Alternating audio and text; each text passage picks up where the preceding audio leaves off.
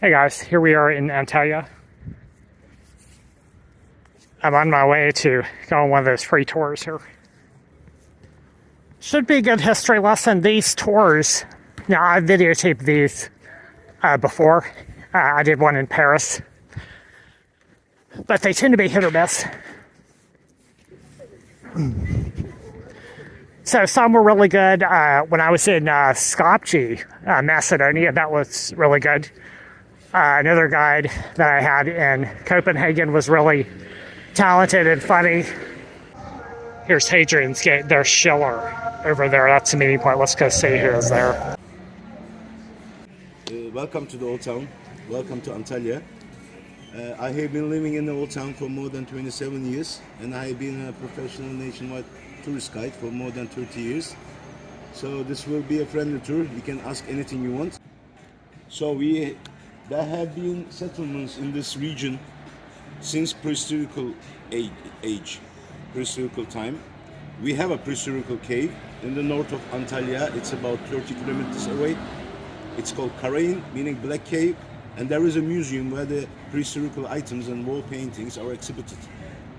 There have been settlements in this area from prehistoric age, but the first civilization in Anatolia and around this region was Hittites between 17th century BC till 11th century BC. And they had the first agreement with Egyptians. They had a fight with Egyptians, they won the war, and they made the first official agreement with Egyptians. So after Hittites, there were Phrygians between 11th century BC till 7th century BC. In the 7th century BC, Greek colonies started to immigrate to Anatolia and to the coast of Mediterranean. And they founded lots of Greek cities. Now we call them ancient Greek cities. Here in this region, in Antalya and around Antalya, we have up to 40 ancient Greek cities. In that period, in the ancient Greek cities period, every city used to be a state itself. There was no kingdom, there was no state, there was no empire. So, but there were just regions. And every region used to have their own features on art and construction. Where we are now was Pamphylia, but there is a river in the city, in the Konyaaltı part. Just the west part of that river, the Lycia region starts. So Antalya is founded on the border with Pamphylia and Lycia. And have you heard about the Lycian pathway? It's one of the world's famous trekking ways. Okay. Starting between Antalya and Fethiye in the Lycia region. It's an ancient way and it's a trekking way. Okay. People walk through this path. It takes about 1 month, 1.5 months. Camping, and walking. Oh, yeah. It's very famous trekking. One of the famous trekking ways of the world. Okay. So, for example, if you see, every region used to have their own features on art and construction, architecture. If you see a sarcophagi from Pamphylia region, it's much different than Lycia region. And when we came to 2nd century BC, there was a city called Pergamon in the north of Izmir in Asian region. They got so wealthy in the 2nd century BC. In that period, the king of Pergamon, so they got so wealthy that they could build one of the 7 wonders of the world, Artemis Temple. Okay. We have 2 of 7 wonders of the world in Turkey. One is Artemis Temple in Pergamon. The other is Mausoleum in Halikarnassus in Bodrum. In that period, the king of Pergamon, Attalos II, decided to found another city and said his soldiers and vanguards, go to the south, to the coast of Mediterranean, because there were many Greek cities, very famous Greek cities in this region on the coast of Mediterranean.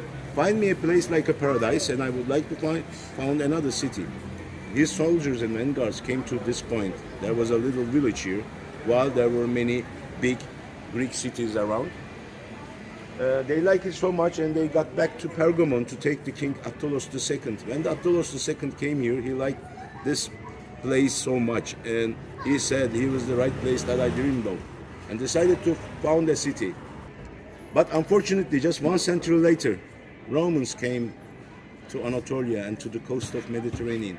Because this Antalya was a new city, did not have any city wall surrounding it, while the others used to have. They took Antalya first and easy in the 1st century BC, and they stayed in the city till 12th and 13th century AD.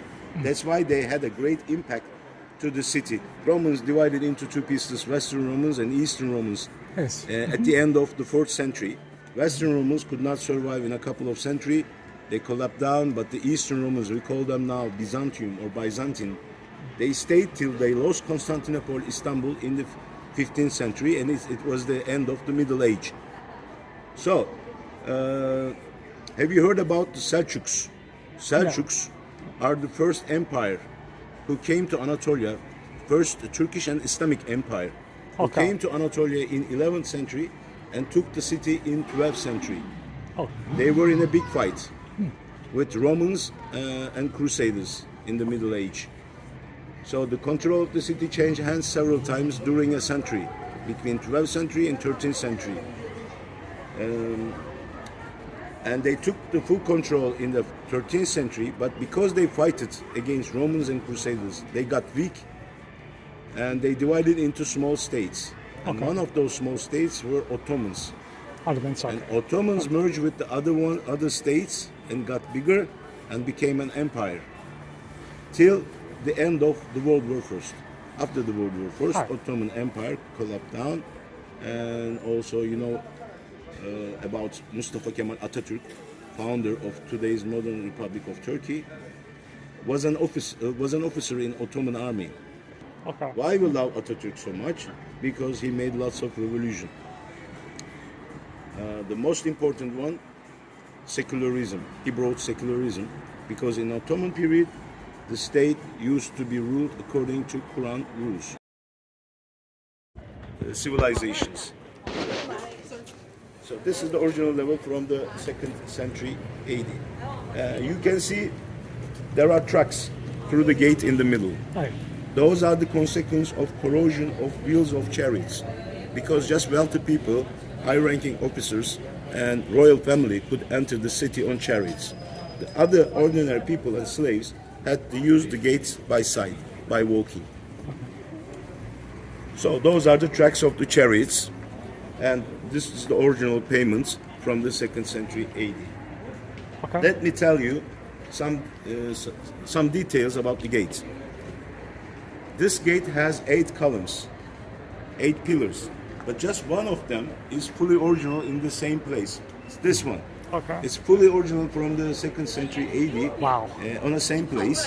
We have 2 original more, the gray ones on the corner, but they are supposed to be on the stage, on the 2nd floor, because this gate used to have a stage, a 2nd floor, where the statues of Adrianus and his family were. But when they found this gate, they were already taken away. They are missing. So you see the lines up there.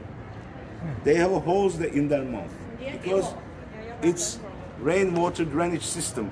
This is how Romans used to take the rainwater from the stage, from the 2nd floor. Another detail, flower blocks, reliefs on the vault of the arch. We have originally 198 blocks of flowers, reliefs of flowers. On this gate, they are fully original. On the right one, 60% of them are original. They look similar, but if you pay attention, each one is different than the other one. Each one is unique because Romans were so skillful on carving reliefs. Yes. Wow. And below the flower reliefs, all along the gate on the pediment, you see there are holes. Yes. There were metal letters, bronze letters, writing Vilnius, Alius, Trojanus, Adrianus, the full name of Roman Emperor Adrianus, on the pediment, all along the gate. And the Romans built 2 towers by side in the 2nd century AD, and each tower has an inscription. On this one, in the niche, there is an inscription and it's in Arabic. Oh, Because when the Seljuks took the city, they were in a big fight. They maintained this tower and then extended it higher. You can see up to some level there are big stones. From a certain level, there are small stones that the Seljuks extended it higher. oh, On the other one, there is an inscription too. But it's originally in Latin from the 2nd century AD. Because Seljuks did not touch the other tower and they respected the inscription. They left the inscription original. Representing the hill near Jerusalem. And this is the crucifixion of Jesus. And also there is another carving of crucifixion here. With Okay. the arms of Jesus.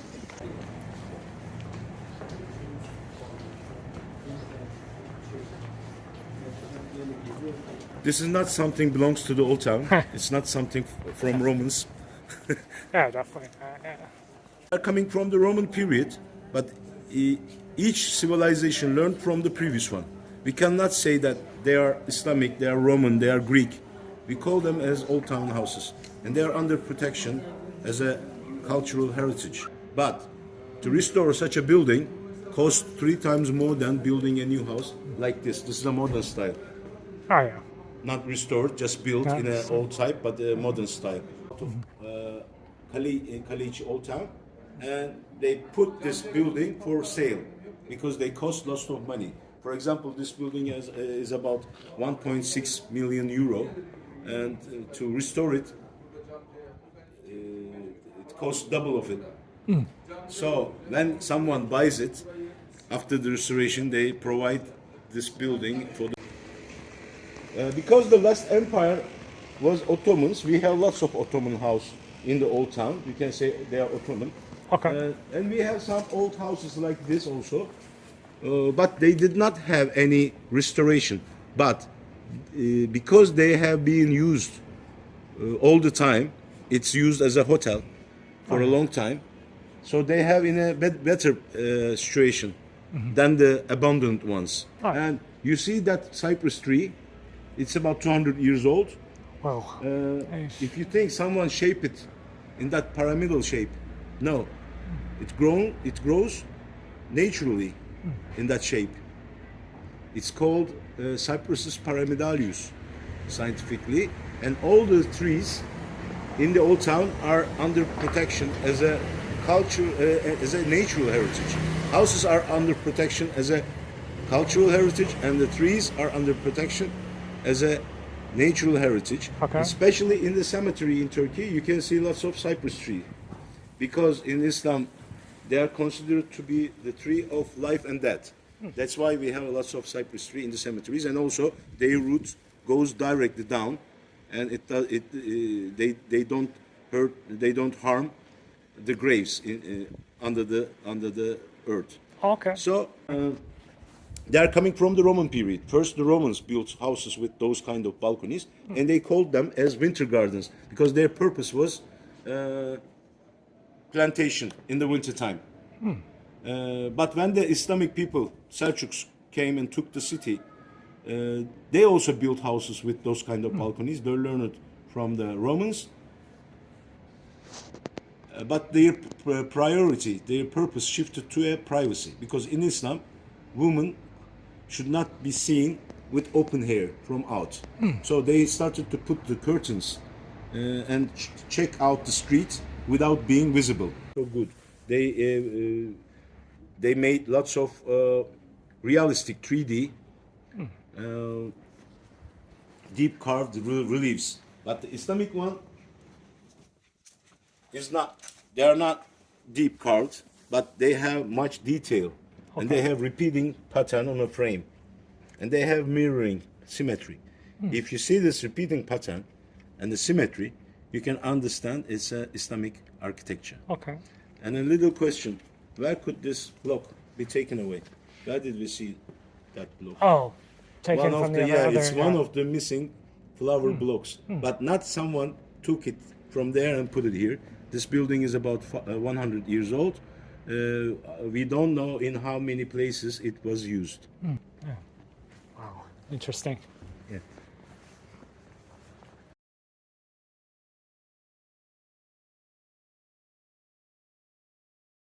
It's taken from all over the world, flags, books, pictures.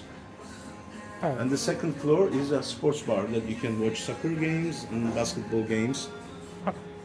Cool. Thank you.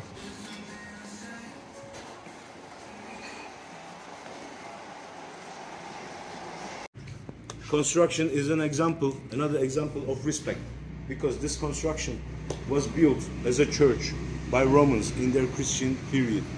Okay. But when the Seljuks took the city, they converted this church to a mosque. How they did it? Adding a minaret detached from the main building, we will see the minaret. And they built this gate. This gate is called as Gate of Heaven.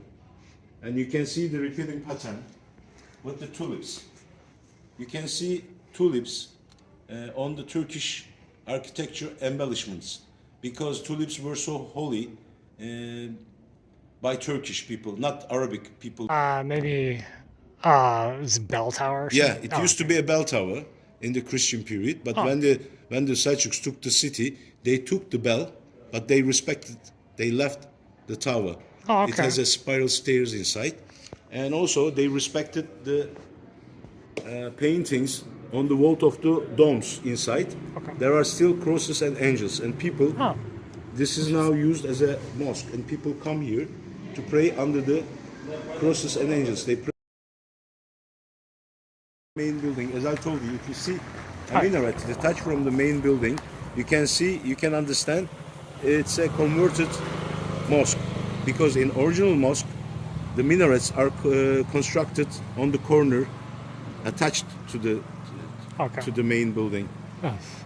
So they built this minaret in 1378 and maintained this 1958. On the ground floor it has a coffee shop, and next to it there is an ancient building, the ancient stone building. It used to be a Greek Orthodox church, but it is used now as a Russian Orthodox church. This is my favorite construction, monumental construction. And you see there is a door on the balcony. Oh, yeah. And that door always directs to Mecca. If you get lost in Turkey or in any Islamic country, in a forest, for example, if you see a village from a distance, just check the minaret of the mosque of the village. Okay. The door always directs to Mecca. Okay. You can take it as a compass, as a reference, as a Oh, okay. compass Yeah. to find your way. Okay. 3.5 years ago, we had a big excavation and restoration in this place. You can see the Roman pillars. There is a sarcophagi here. There are ruins. Oh, yeah. But I will tell you the information about this place on the site, and we will have a second indoor visit here. Okay. And you will understand why this place is my favorite.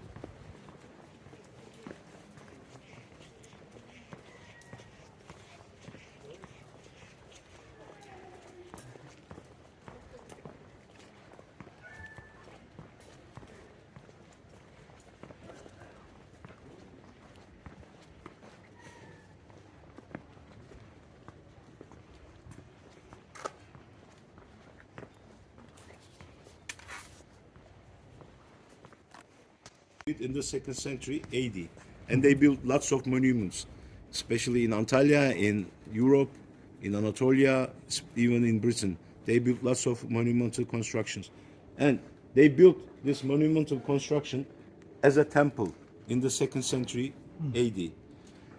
But after a couple of centuries later, they accepted Christianity, and they converted this temple to a church and dedicated it to Mother Mary, and gave a name of Mother Mary. It became Mother Mary Church, and it's the first Mother Mary Church dedicated to Mother Mary. So, but when the Seljuks took the full control of the city in 13th century, they converted this church to a mosque. How they did it? Again, they added a minaret detached from the main building. They did not touch the main building. Why this construction is so important? Because it witnessed every religion in the city. As a temple for pagans, as a church for Christians, and as a mosque for Muslim people. There is another example in Istanbul. in the same place which witnessed every religion in the city. Guess which one? Hagia Sophia, Okay. Saint Sophia. But this is unique because in Hagia Sophia, the Romans, Byzantium, Eastern Romans built huge church in the 6th century AD. It was built as a church on the ruins of a temple. Oh, yeah. In the same place, but they used the ruins of the pillars and the stones, gathered materials of a ruined temple.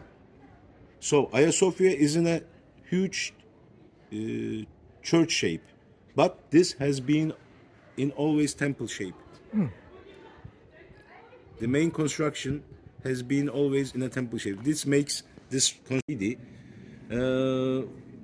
there is a monument here with the Greek inscription because this monument was an altar given to Romans by Lycian ancient Greek cities as a gift to this temple. In Lycia region there were Greek cities, and the one on the coast they were pirate cities. They were pirates, and when the Romans came and took the city in the 1st century BC, and they built this temple in the 2nd century AD, the Greek cities got afraid of Romans because Romans were an empire and they had a huge army. So to have a good relation with them, they gave this the Greek cities in the Lycian region.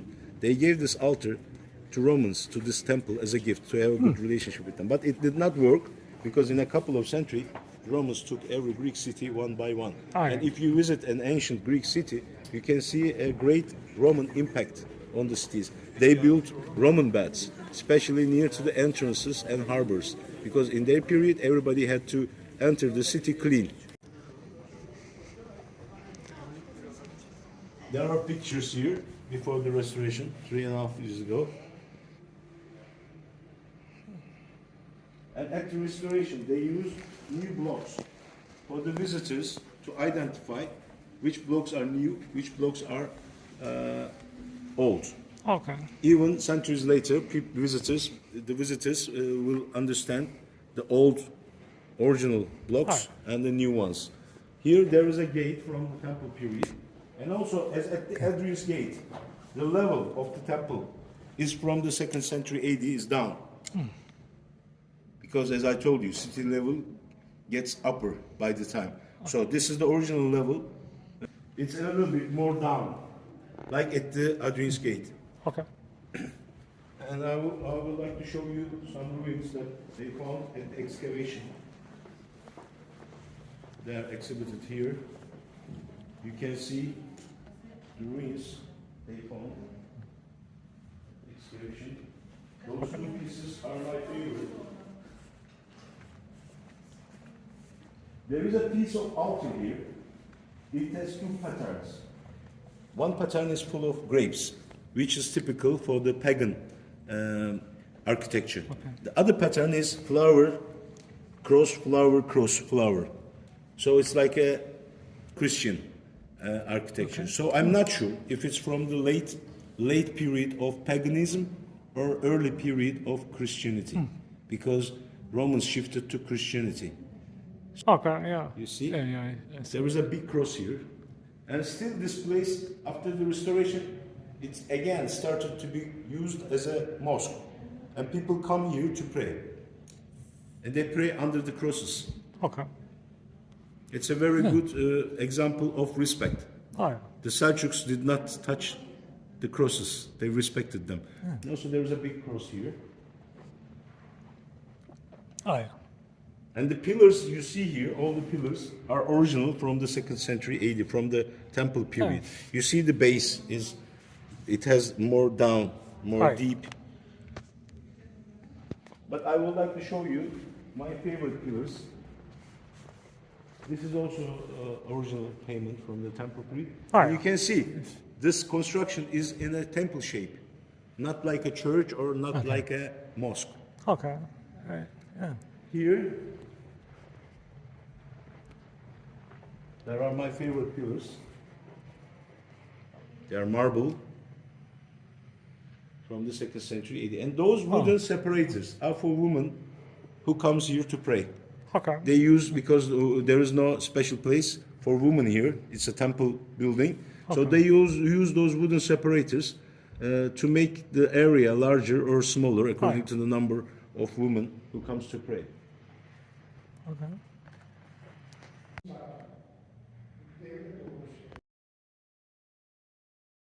The pound. Okay. This was also their refrigerator. They used to put the fragile food into the basket and they used to hang them down to keep them cool. Okay. Because they did not have any refrigerator.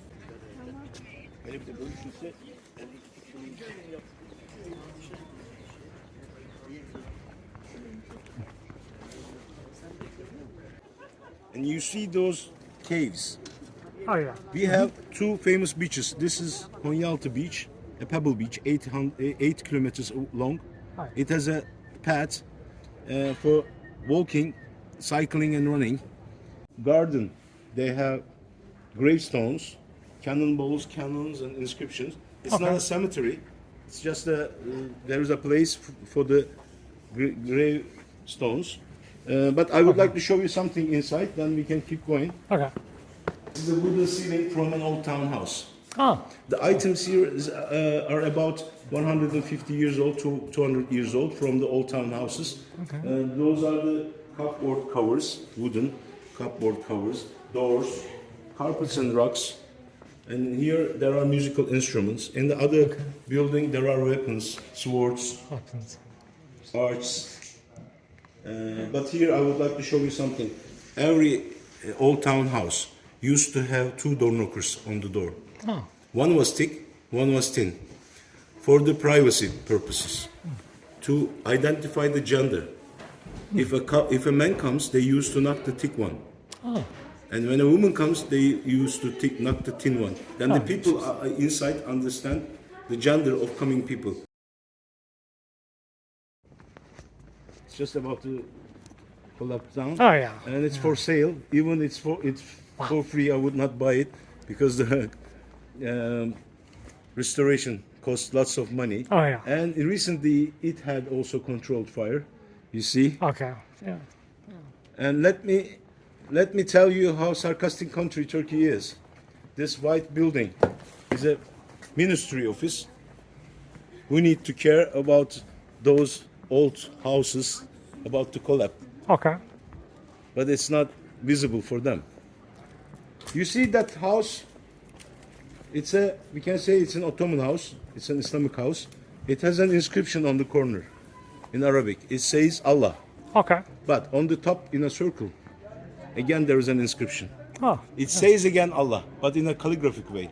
Okay. You can see the shape of it looks like tulip. Here, there are thickest city walls of the old town, built by Romans in the 2nd century AD. Oh. They are the thickest ones because they're against to marina, to harbor, to guard the city against to harbor. And they have tunnels inside. There is one tunnel there, one tunnel inside of this tower.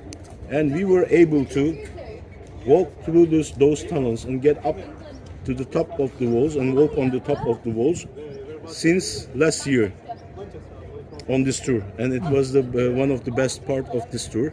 But because of a hard rain, we had a landslide. Oh, A huge landslide there. So it's forbidden to get into those tunnels. Okay. And here there is our neighbor building. It's a madrasa building built by Selçuks as a university, first universities, madrasas, but spiritual and theological schools, theological religious schools made by Selçuks, by a governor of a Selçuk in 1250. It's almost 800 years old. Okay. And you can see the tulips here also. And you can see the effect of Romans in the beginning, Oh yeah. in the 13th century, because it was built in 1250. And you can see the repeating pattern all along the gate. And this gate is called as Crown Gate. Oh. They used to build huge gates And this repeating pattern represents life, connecting each other and repeating.